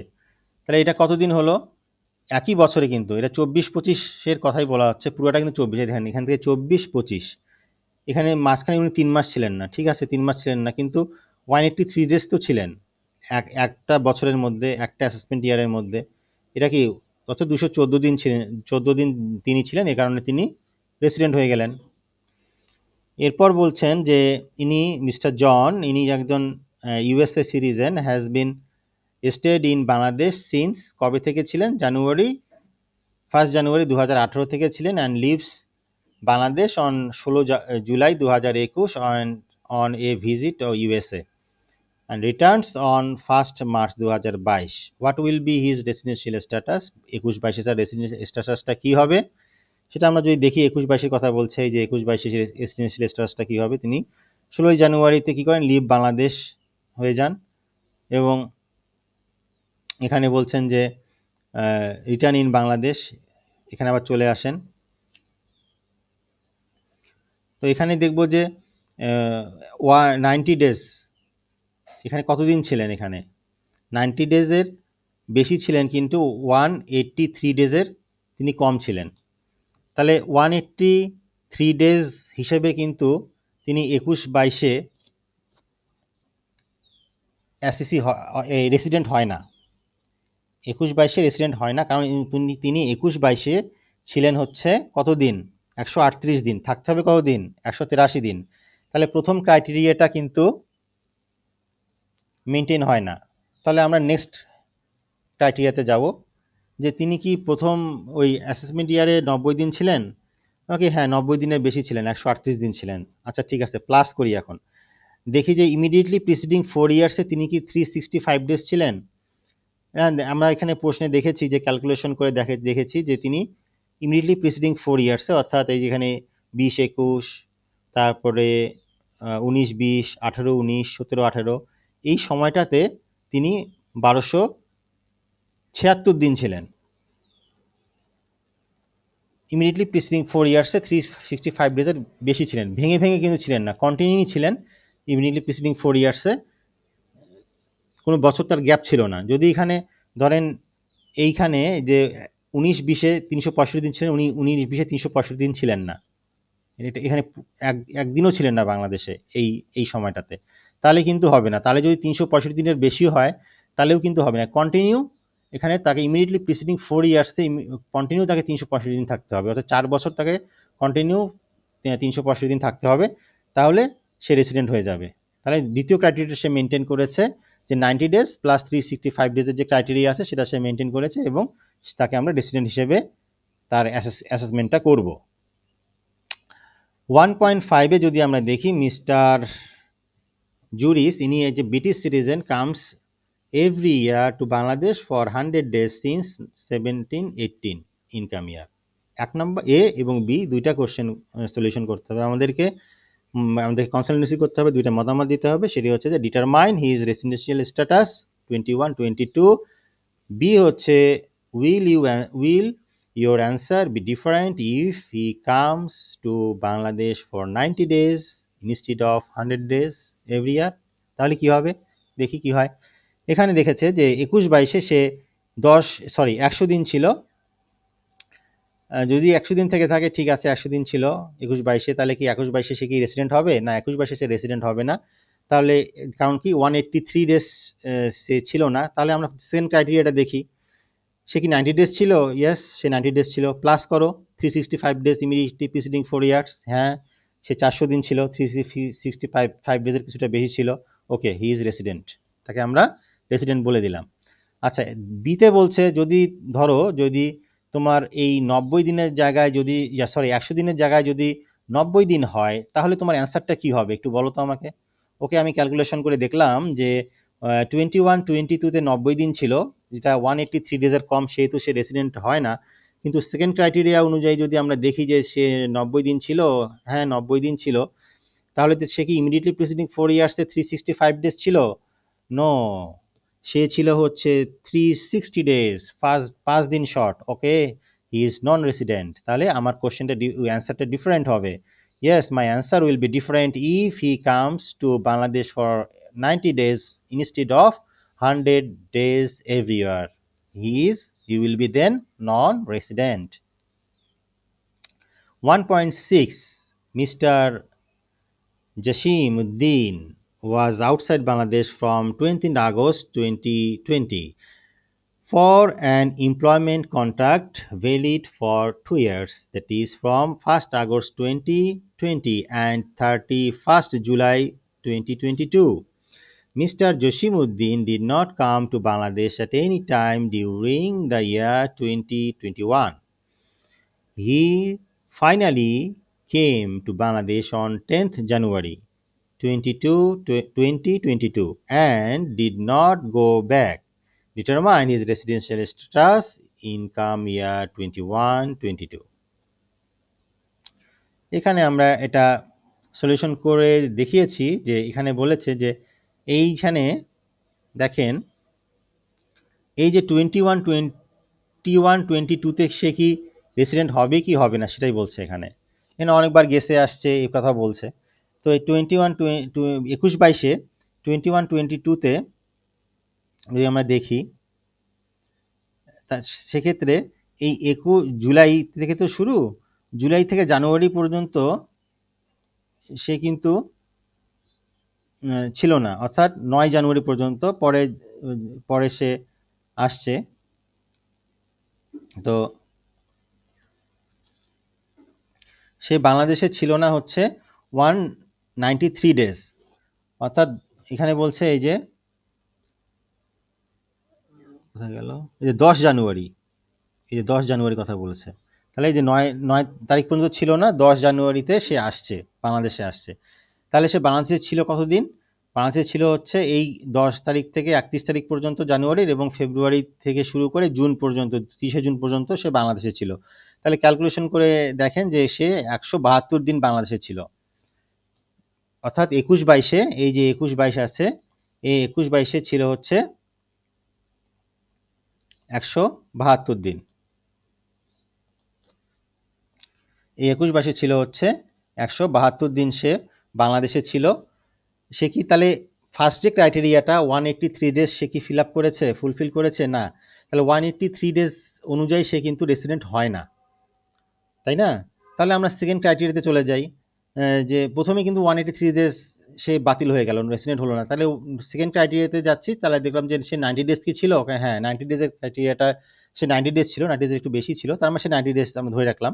কিন্তু 183 ডেজের যেহেতু কম, সেহেতু আমরা দেখবো যে এবং 90 ডেজ ন্যূনতম ছিল, তাহলে তাহলে এর সাথে যোগ হবে, কি যোগ হবে? ইমিডিয়েটলি প্রিসিডিং 4 ইয়ার্সে 365 ডেজ ছিল কিনা। এই ইমিডিয়েটলি প্রিসিডিং 4 ইয়ার্সে এখানে দেখবো আমরা 364 ডেজ ছিল কিনা। সেখানে দেখবো 1 বছর, 2 বছর, 3 বছর, 4 বছর, ইমিডিয়েটলি প্রিসিডিং 4 ইয়ার্সে সে 365 ডেজ ছিল কিনা। তাহলে 2021-এ সে ছিল হচ্ছে 50 ডেজ, ওকে ফাইন। কিন্তু 19, 20, 20, 18, 19, 17 এখানে সে 365 দিন, 365 দিন, 365 দিন করে বাংলাদেশে ছিল। সে শুধু 21-22-এ সে 50 দিন ছিল, তার মানে অনেক দিন বেশি ছিল, 365 ডেজের অনেক বেশি ছিল সে। তার মানে সে পরের ক্রাইটেরিয়াটা সে ফিল আপ করে ফেলেছে, 90 days plus 365 days immediately preceding 4 years. সেক্ষেত্রে সে কি হলো? রেসিডেন্ট হয়ে গেল। আচ্ছা, 1.7 এখানে যে একটা কোশ্চেন এখানে বলেছে যে 16, 17তে আইসিবি বিভিন্নভাবে বিভিন্ন অ্যাঙ্গেলে কোশ্চেন করে, যে 16, 17 40 দিন ছিল, বলে দিয়েছে কতদিন ছিল, এভাবে ছিল। এখন 4টা অপশন দিয়েছে বা 4টা কোশ্চেন যা সে জানতে চাচ্ছে আইসিবি, যে ডিটারমাইন করতে বলছে তোমাকে যে হিজ রেসিডেন্সিয়াল স্ট্যাটাস, তার 21-22-এ তার রেসিডেন্সিয়াল স্ট্যাটাস কি হবে 21-22-এ, এই অনুযায়ী। তো 21-22 তো এইটা, এই যে 21-22, এই যে এইটা 21-22-এ তার রেসিডেন্সিয়াল স্ট্যাটাসটা কি হবে? 21-22-এ সে কতদিন ছিল? Determine the residential status for the income year 21-22।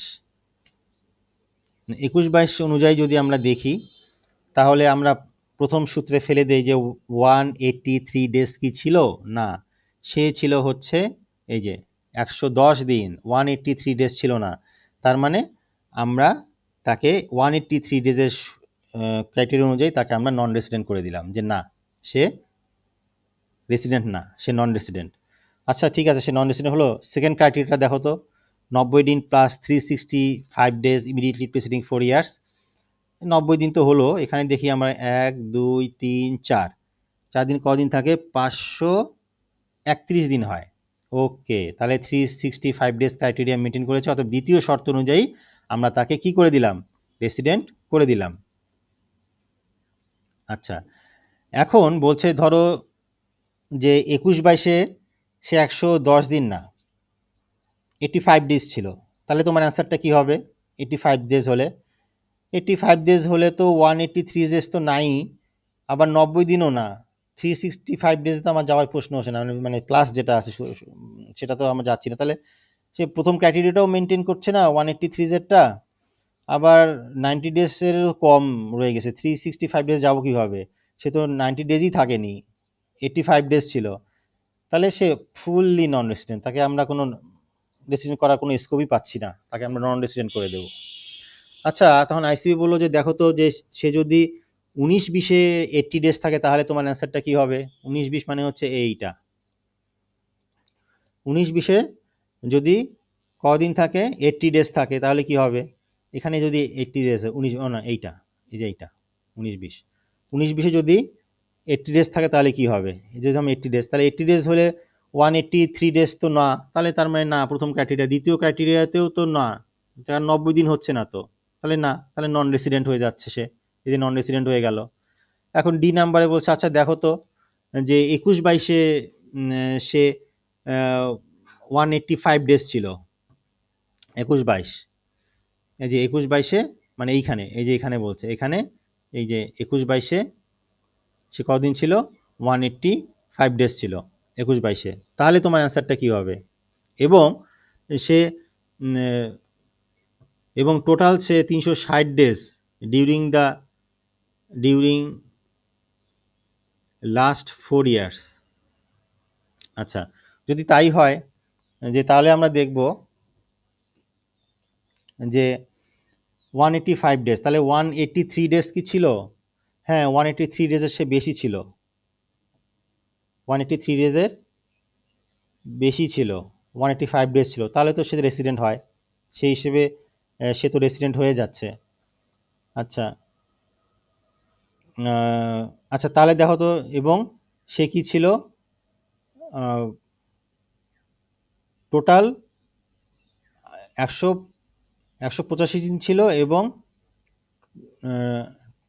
Total সে 360 দিন ছিল ডিউরিং দ্য লাস্ট 4 ইয়ার্স। এই লাস্ট 4 ইয়ার্সে সে বলছে যে 360 দিন ছিল। হ্যাঁ, 360 দিন ছিল। আমরা তো তাহলে কিন্তু সে 90 দিন হয়, কিন্তু আবার 360 ক্রাইটেরিয়া ফুলফিল করে না, কিন্তু তারপরেও আমরা কিন্তু তাকে রেসিডেন্ট করে দেব, কারণ আমরা দ্বিতীয় সূত্রে আর যাব না। এটা যদি আমরা না করে দেই, হ্যাঁ,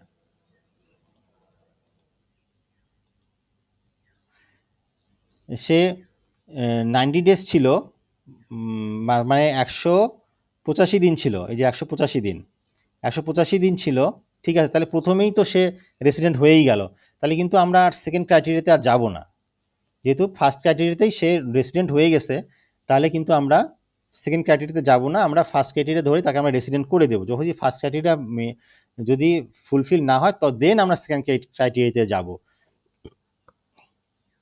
কিন্তু এখানে কিন্তু সে এখানে কিন্তু সে 90 দিনের অনেক বেশি ছিল, এবং সে যেটা 183 দিন সেটাও ক্রস করে 185 দিন ছিল, কিন্তু ওই ইয়াটা হয়নি, মানে 365 ডেজের যে ক্রাইটেরিয়াটা আছে সেটা সে ফুলফিল করেনি। না করলেও আমরা কিন্তু সেখানে আর যাচ্ছি না, সেই ক্রাইটেরিয়াতে আমরা যাচ্ছি না, সেই 365 ডেজ ক্রাইটেরিয়া ফুলফিল করেনি, ঠিক আছে, কিন্তু আমরা কখন যাব 365 ডেজে বা 90 ডেজ দ্বিতীয়টাতে আমরা কখন যাব? যখন প্রথমটা শর্ত পূরণ করতে পারবে না, তখন কিন্তু আমরা দ্বিতীয়টাতে যাব। যদি প্রথম শর্ত পূরণ করে ফেলে, আমার এখানে আসার আর দরকার নেই, এই যে সেকেন্ড ক্রাইটেরিয়াতে আসার দরকার নেই, আমরা তাকে রেসিডেন্ট করে দেবো। আইসিবি একটু চালাকি করে বলছে যে দেখো তো, সে তো অনেকে এটাকে ওই 365 ডেজ না তো না ধরে এখানে তারা ক্যালকুলেশন করে ফেলবে, যে তখন বলে দেবে যে না, এটা নন রেসিডেন্ট হয়ে গেছে। আসলে কিন্তু এটা নন রেসিডেন্ট না, এ কিন্তু রেসিডেন্ট, কারণ প্রথম সূত্রটাই সে ফিল আপ করে ফেলছে। আচ্ছা, এখন যদি আমরা দেখি যে control and management of affairs situated in Bangladesh, সেটা হচ্ছে হোললি ইন বাংলাদেশ, তাহলে আমরা কি করে দেব? রেসিডেন্ট করে দেব। তারপরে কন্ট্রোল অ্যান্ড ম্যানেজমেন্টের কথা বলছে যে পার্টলি ইন বাংলাদেশ, তাহলে পার্টলি ইন বাংলাদেশ হলে আমরা তাকে নন রেসিডেন্ট করে দেব। যদি control and management of affairs situated wholly outside Bangladesh হয়, তাহলে আমরা তাকে নন রেসিডেন্ট করে দেব। এটা ওই পার্টনারশিপ ফার্মের যদি কন্ট্রোল অ্যান্ড ম্যানেজমেন্টটা কী হবে, তাহলে সেটার দিক দিয়েও তো আমরা রেসিডেন্ট নন রেসিডেন্ট করি, আমরা আলোচনা করেছিলাম এটা নিয়ে, যে কন্ট্রোল অ্যান্ড ম্যানেজমেন্ট যদি হোললি ইন বাংলাদেশ হয় পার্টনারশিপ ফার্মটার, তাহলে আমরা রেসিডেন্ট করে দেব। আর যদি কন্ট্রোল অ্যান্ড ম্যানেজমেন্ট যদি পার্টলি ইন বাংলাদেশ হয়, তাহলে নন রেসিডেন্ট হবে। আর control and management of affairs যদি সিচুয়েটেড হোললি আউটসাইড বাংলাদেশ হয়, তাহলে তো অবশ্যই নন রেসিডেন্ট হয়ে যাবে। এখন বলছে যে HSBC is the non banking financial institution of Bangladesh whose control and management, যদি এ হয় তাহলে অ্যান্সার কি হবে, বি হলে কি হবে, এটা বলছে যে control and management of affairs situated wholly in Bangladesh, তাহলে রেসিডেন্ট, হোললি ইন বাংলাদেশ বলছে। যদি পার্টলি ইন বাংলাদেশ হয় নন রেসিডেন্ট হয়ে যাবে। Situated wholly outside, situated wholly outside Bangladesh যদি হয়, তাহলে নন রেসিডেন্ট হয়ে যাবে। 1.10 যদি আমরা দেখি, যে মোহাম্মদ আবদুল্লাহ এখানে বলছে যে কি স্যালারি ইনকাম আর্নড হয়েছে কোথায়, ইন বাংলাদেশ 1 লাখ টাকা। সে যদি রেসিডেন্ট হয় আর নন রেসিডেন্ট হয়, আমরা যদি সে রেসিডেন্ট হয় তাহলে ট্রিটমেন্টটা কী হবে, যদি নন রেসিডেন্ট হয় তাহলে ট্রিটমেন্টটা কী হবে? আমি কি বলেছিলাম, যদি রেসিডেন্ট হয় তাহলে গ্লোবাল ইনকাম আসবে, আর যদি নন রেসিডেন্ট হয় তাহলে অনলি ইন বাংলাদেশে যেটা হয়েছে একটু অর অ্যারাইজ অর ডিম টু বি একটু অর অ্যারাইজ, বাংলাদেশের যে ইনকামটা আসে সেটা আসবে যদি রেসিডেন্ট হয়। তাহলে আমরা একটু আগে দেখি স্যালারি কোথায় হয়েছে, ইন বাংলাদেশ হয়েছে, তাহলে তাহলে রেসিডেন্ট হলে দুটাই আসবে, যে নন রেসিডেন্ট হোক আর রেসিডেন্ট হোক, দুক্ষেত্রেই তার এই ইনকামটা ট্যাক্সেবল ইনকাম হিসেবে, আয় ইনকাম হিসেবে তার দেখাতে হবে, আয় ইনকাম হিসেবে আসবে। Foreign income profit from Bangladesh, এখানে বলছে প্রফিট 40,000 টাকা, সে কী করছে লন্ডনের ব্যবসা আছে সেখান থেকে আসছে, সে যদি রেসিডেন্ট হয় তাহলে কিন্তু এই 40,000 টাকা আসবে, কারণ গ্লোবাল ইনকাম আসে এখন রেসিডেন্টের, সেই হিসাবে আসবে। আর নন রেসিডেন্ট হলে তো আসবে না। তারপরে বলেছে যে সিঙ্গাপুরে 60,000 টাকা সে আর্ন করেছে। Business has been manage and control wholly from Singapore. তার প্রফিট অফ 60,000 টাকা from a business in Singapore, সেখান থেকে সে সিঙ্গাপুরে আসছে, সেখানেই ম্যানেজমেন্ট অ্যান্ড কন্ট্রোলটা সেখানেই হয়। তো তার এই আবদুল্লার কথা বলছে এখানে, কিন্তু কোম্পানির কথা, কোম্পানির রেসিডেন্ট নন রেসিডেন্ট কথা কিন্তু বলছে না এখানে। কোশ্চেনটা হচ্ছে আবদুল্লার ইনকাম হিসেবে আসবে কিনা।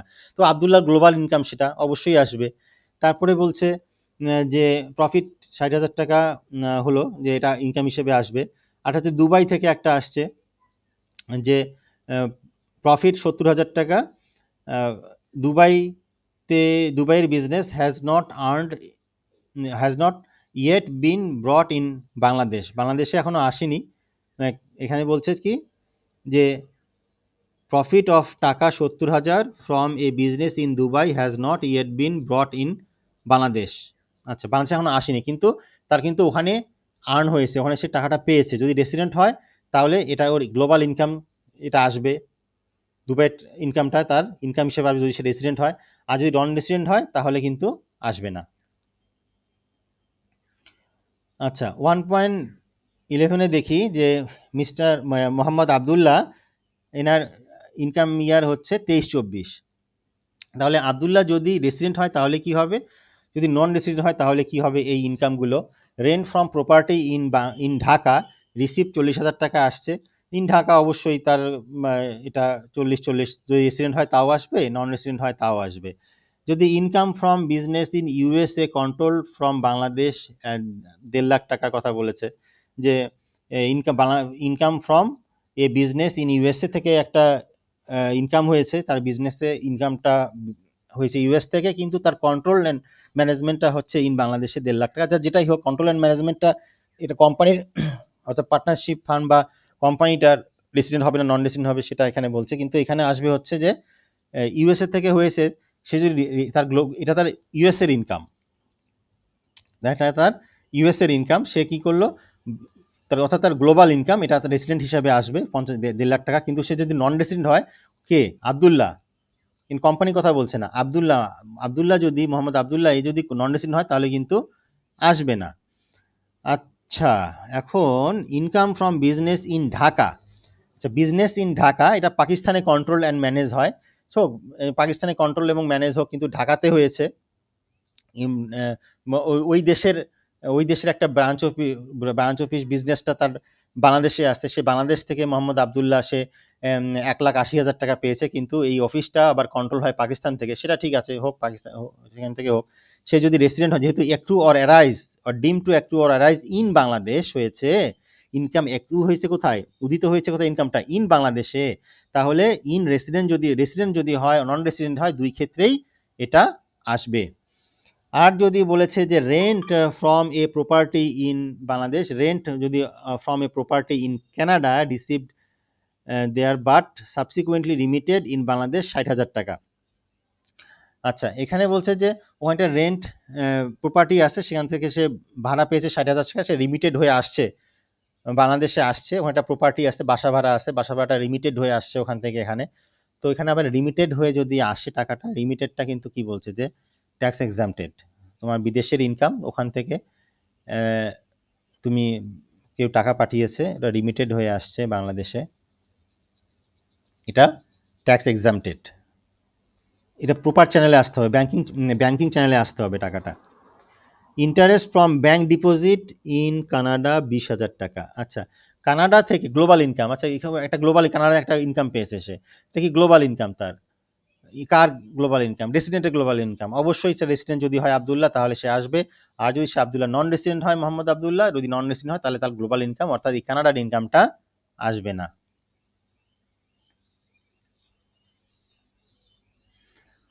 এখানে বলছে rent from property in Canada received there but subsequently remitted to Bangladesh taka 60,000 is exempted from payment of tax as per 6 schedule part 1 para 17। এটা দেখে নিয়েন 17টা পার্ট শিডিউলে কি বলেছে, একটু পড়ে নিয়েন, তাহলে বুঝতে পারবেন।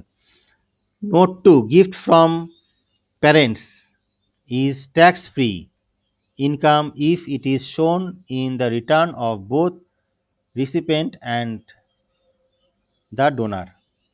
গিফট হলে এটা হয় কি, গিফটটা যদি দুজনের মধ্যে দেখানো হয়, যে পিতা মাতা যদি সন্তানদেরকে দেয়, সন্তান যদি পিতা মাতাকে দেয়, স্বামী স্ত্রী, স্ত্রী স্বামীতে, গিফট ট্যাক্সটা পড়েন আমরা পাবো। গিফট ট্যাক্সটা পড়ে এখানে সুন্দরভাবে বলা আছে গিফটের উপরও ট্যাক্স হয়, কিন্তু বাবা মা সন্তান সন্ততি এদের স্বামী স্ত্রীর মধ্যে যদি কোনো গিফট দেওয়া নেওয়া হয় তাহলে গভর্নমেন্ট এটা আমাদেরকে ভালোবেসে ছাড় দিয়েছে যে তোমরা গিফট দেওয়া নেওয়া করো, সমস্যা নেই, এটা আরও ভালো। তোমরা বাবা মাকে গিফট দাও, সন্তান সন্ততিকে গিফট দাও, স্বামী স্ত্রীকে গিফট দাও, স্ত্রী স্বামীকে গিফট দাও। ভাই বোনটা পরে যোগ করা হয়েছে সম্ভবত এই বছর থেকে, যে ভাই বোনদেরকে গিফট তোমরা দিতে পারো, এটা ট্যাক্স নেবে না গভর্নমেন্ট, দয়া করে ট্যাক্স নেবে না, এটা উৎসাহিত করছে গভর্নমেন্ট। আচ্ছা, এখন দেখি যে ফ্রম দ্য ফলোয়িং পার্টিকুলার্স, আচ্ছা Mohammad Abdur Rahman for the income year 23-24 compute total income if he is resident or non resident. এখন মোহাম্মদ আব্দুর রহমান যদি রেসিডেন্ট হয় তাহলে এই আয়গুলো আমরা দেখাবো কি দেখাবো না, যদি নন রেসিডেন্ট হয় তাহলে আমরা দেখাবো কি দেখাবো না। A, income from employment received in Bangladesh. বাবা ইন বাংলাদেশ আছে, চোখ বন্ধ করে বসে দাও তো, দুখানি পাবে, দুইয়ে 40-40 বসায় দাও। Income from profession in Bangladesh but received in Nepal, in Bangladesh বসায় দাও, 1,50,000 1,50,000, রেসিডেন্ট হলেও আসবে, নন রেসিডেন্ট হলেও আসবে। Profit earned from Bangladesh, business, sorry, profit earned from business in Chittagong 60,000 টাকা, এটাও ইন বাংলাদেশ, 60,000 আসবে।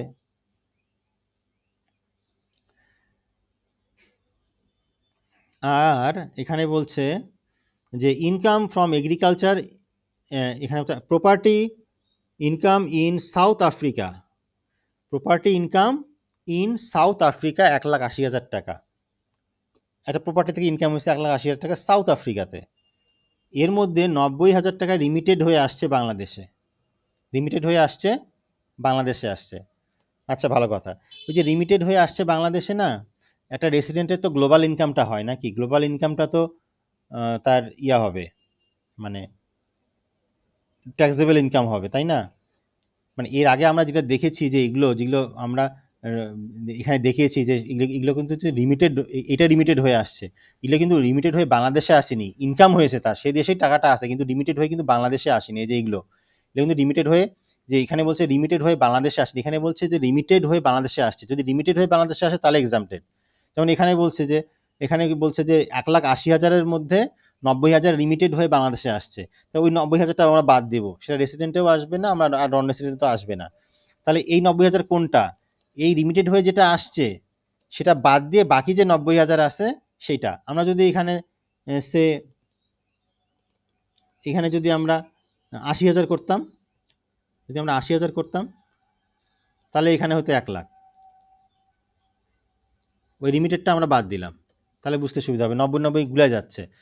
আইসিবি এরকম কোশ্চেন করে, যে কনফিউশনে যেন আমরা পড়ে যাই। যে property in South Africa 1,80,000, out of which 80,000 was remitted in to Bangladesh, হয়ে 80,000 আসছে, তো ওই 80,000 আমাদের ট্যাক্স এক্সাম্পটেড, ওই আইন অনুযায়ী 6 শিডিউল অনুযায়ী বাদ দিলাম। বাকি যে 1,00,000 টাকা আছে সেটা হচ্ছে আমার এটা কিন্তু আমার রিমিটেড হয়ে আসেনি, কিন্তু ওই দেশেই টাকাটা আছে, কিন্তু আমার আমার আর্ন হয়েছে, দেশে আছে কিন্তু আমার আর্ন হয়েছে, দেন গ্লোবাল ইনকাম, আমি যে রেসিডেন্ট হয়েছি সেহেতু এটা আমার ইনকাম হিসেবে চলে আসলো। আর নন রেসিডেন্ট তো আর ওই গ্লোবাল ইনকামটা আসবে না, শুধু ইন বাংলাদেশের নন রেসিডেন্টটা আসে। আচ্ছা, income from agriculture in Bhutan 20,000 টাকা, ওইখানে ভুটানে আমি কৃষিকাজ করি, ওখানে 20,000 টাকা আসছে। আমি যদি রেসিডেন্ট হই তাহলে ওই 20,000 টাকার ট্যাক্স আমাকে বাংলাদেশে দিতে হবে। তুমি ভুটানে যাই কামাই করছো, আমাকেও দাও, ওখানে আমাকে 20,000 টাকার উপর তুমি ট্যাক্স দাও। তাহলে কি হবে, যদি আমি যদি আব্দুল্লাহ যদি নন রেসিডেন্ট হয় তাহলে সে আসবে না। এই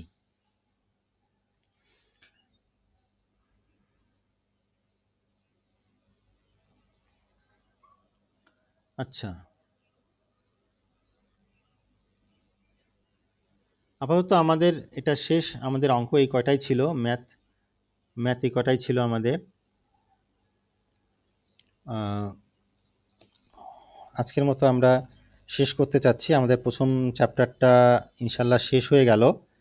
আমরা নেক্সটে আমরা দ্বিতীয় চ্যাপ্টারে আছে হচ্ছে অথরিটির কথা বলা আছে। তো অথরিটিটা আমরা আপনারা পড়ে নিন অথরিটিটা, এখানে খুব ইম্পর্টেন্ট কিন্তু জানার জন্য, যখন আমরা প্র্যাকটিস করবেন তখন কিন্তু এটা ইম্পর্টেন্ট হবে।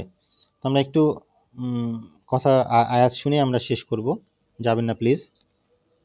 সেটি হচ্ছে যে, আর যদি তা না পারো, মানে কোনটা না পারো, আল্লাহ এর আগে যে আল্লাহ যে বলেছেন তোমরা একটা সূরা তোমরা লিখে নিয়ে আসো, তোমরা যদি সেই সূরাটা যদি তোমরা লিখে নিয়ে আসতে না পারো, অবশ্য তা তোমরা কখনো পারবে না, আল্লাহ এটাও বলে দিয়েছে যে তাহলে সে দোজখের আগুন থেকে রক্ষা পাওয়ার চেষ্টার, যার জ্বালানি হবে মানুষ ও পাথর,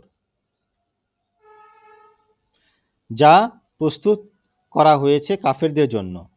আর হে নবী সাল্লাল্লাহু আলাইহি ওয়াসাল্লাম, যারা ঈমান এনেছে এবং সৎ কাজসমূহ করেছে, আপনি তাদেরকে এমন বেহেশতের সুসংবাদ দিন যার পাদদেশে নহরসমূহ প্রবাহমান থাকবে।